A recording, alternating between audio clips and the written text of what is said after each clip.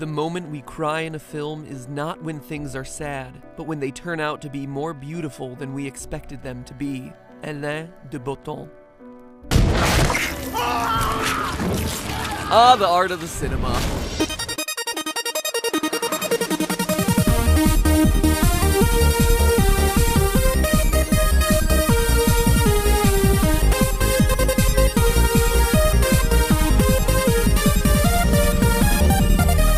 Hello, Internet! Welcome to Film Theory, where I got sick of writing jokes, so I decided to do a video on Sharknado, where the jokes write themselves. Don't you ever make fun of my stool again? Seriously! Sharknado 2, the second one? Sharknado 3, oh hell no? Wow. Just wow. But in all seriousness, with April Fool's just insert number weeks ago, I thought it was the perfect time to cover this ridiculous franchise. And let me assure you, it is ridiculous. Not since The Room have I seen a movie so bad take the world by storm. Get it? Storm? I can't tell what's worse this week, my jokes or the movie.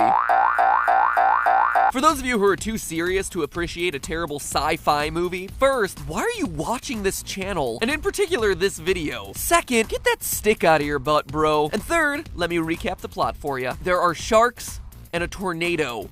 The end. Sharknado. This isn't rocket science. In all seriousness though, the first Sharknado is all about a hurricane that sweeps up the Pacific coast, driving all the sharks in front of it. The hurricane hits Los Angeles, a city unprepared for so much rain, and the streets flood, allowing sharks to swim through the city. The winds of the hurricane kick up tornadoes, which then obviously suck up thousands of sharks, and proceed to launch them like deadly toothy missiles throughout Hollywood. Chaos and bad acting ensue. They took my grandfather, so I really hate sharks. Yet for as stupid as it seemed at the time, this movie had everyone talking about it, including big companies. The Insurance Information Institute says that a shark-filled disaster would indeed be covered in most homeowners' insurance plans. I'm not making that up. The first movie was so popular, there have been 3 made and a 4th is on the way this summer. Which got me thinking, is any of this possible? If the director of the first film is to be believed, the answer is a big no. When asked about the realism of the film, director Anthony C. Ferrante said,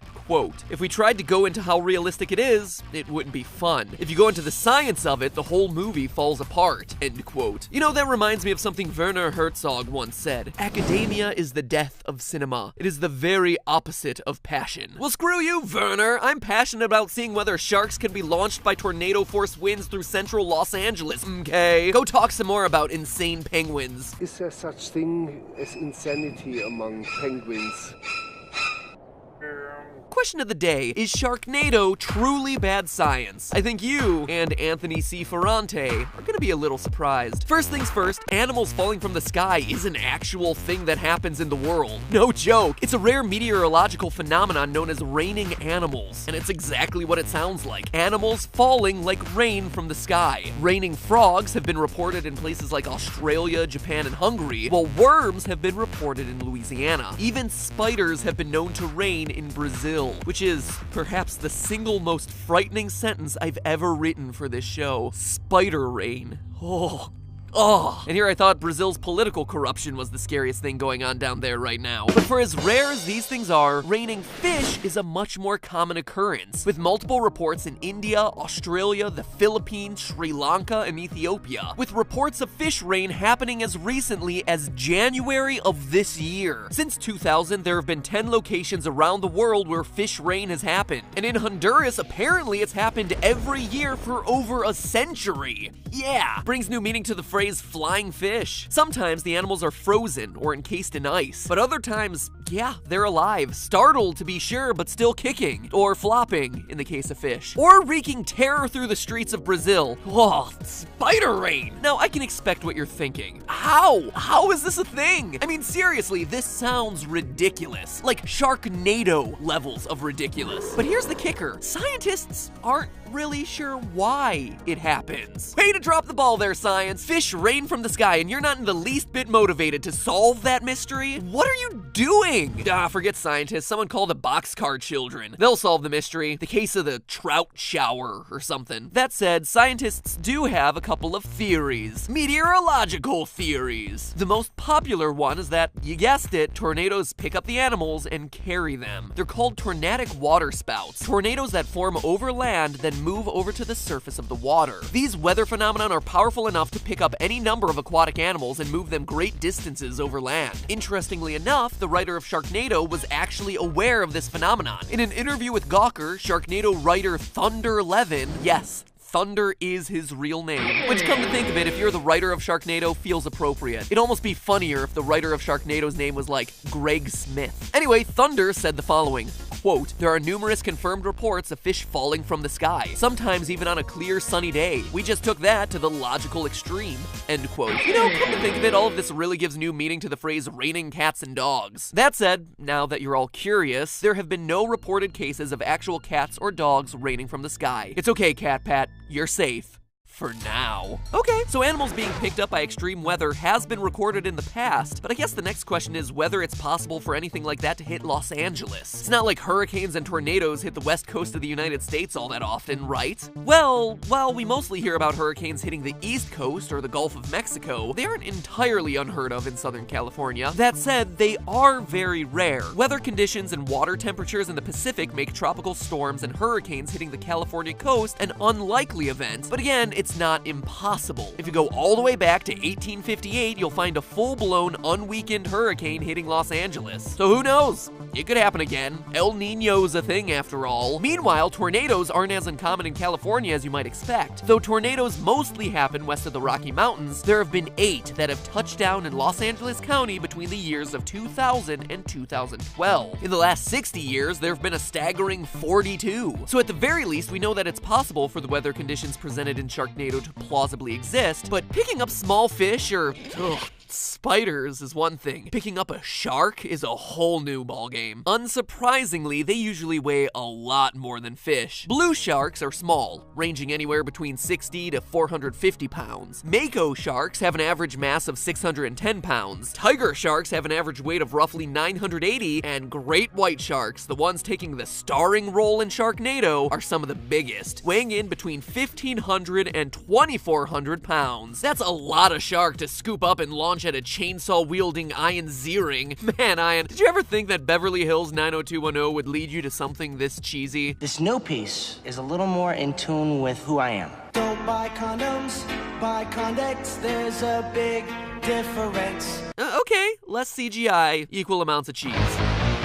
Classic 90s teen dramas aside, does a tornado have the ability to pick up objects of that size? Well, first, we need to quickly go over how the power of tornadoes is categorized. To do that, meteorologists use what's known as the Fujita scale. I'll let the movie Twister explain. It's the Fujita scale. It measures the intensity of a tornado by how much it eats.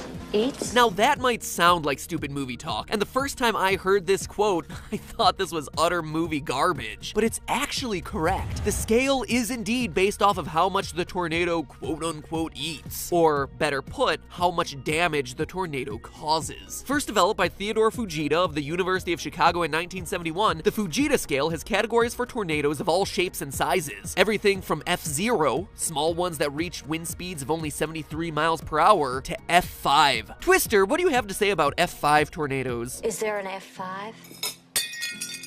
These monsters get up to 318 miles per hour. They're the ones that can pick houses clean off their foundation and shred them in midair. Or, you know, cause cows to fly. Now let's take another look at the Tornado Project's data from the Los Angeles area. Most of the tornadoes happening in this part of the United States either don't have a rank or are the ranks 0 and 1. With numbers that low, you might think that those aren't capable of doing much damage, but F1 tornadoes can blow cars around. That's some powerful wind, but just not powerful enough. They don't really have the strength to pick one up off the ground. If we keep looking though, 5 of the Los Angeles tornadoes have been ranked 2 on the Fujita scale. These tornadoes are capable capable of reaching 157-mile-per-hour winds, enough to lift cars off the ground and throw them around. In 2010, the average new car weighed around 4,000 pounds. A tornado capable of tossing something like that around would easily be able to launch great white sharks at Tara Reid, which means that we have several tornadoes that have hit LA County that have also been strong enough to lift even the heaviest of sharks. So theoretically, a Sharknado is plausible. But let's get really detailed. There's one final factor we haven't looked into. Would the sharks be alive? Don't get me wrong, a tornado itself would freak me out. A tornado launching dead animals at me would be more than enough to get me to pee my pants. But a tornado launching live sharks at me? Oh man, screw California, I'm moving to Brazil. Oh, wait, no, spider rain. Canada, here I come. So much of the fun of the movie is that the sharks are alive as they get launched, chomping on our heroes in that unique, we didn't have an effects budget, this is a made-for-TV movie sort of way. Presumably, all these sharks would suffocate, right? Like all other fish, sharks breathe by using their gills. They swim with their mouths open, which allows water to pass over their gills, allowing their blood vessels to extract oxygen from the water. So in a tornado, they'd be out of luck, right? Wrong. It's logical to assume that a tornado spinning over the water, picking up sharks, is also going to be strong enough to pick up water. In fact, Bill Patzert, a climatologist interviewed about the movie, has stated that it stands to reason a shark could indeed survive such a scenario. There would be enough water in the tornado to keep it alive. So there you have it. Based on the research, it is plausible that Los Angeles could be hit with a tornado, one strong enough to lift sharks and the water around them out of the ocean. And anyone that's been in Los Angeles during a rainstorm knows those streets are flooding in like 5 minutes. Seriously. All that said, if we're being entirely honest, the premise behind Sharknado is simply absurd. So many unlikely things would have to happen in order to make it a reality. I suppose you could say it'll happen when pigs fly, to which I respond, no,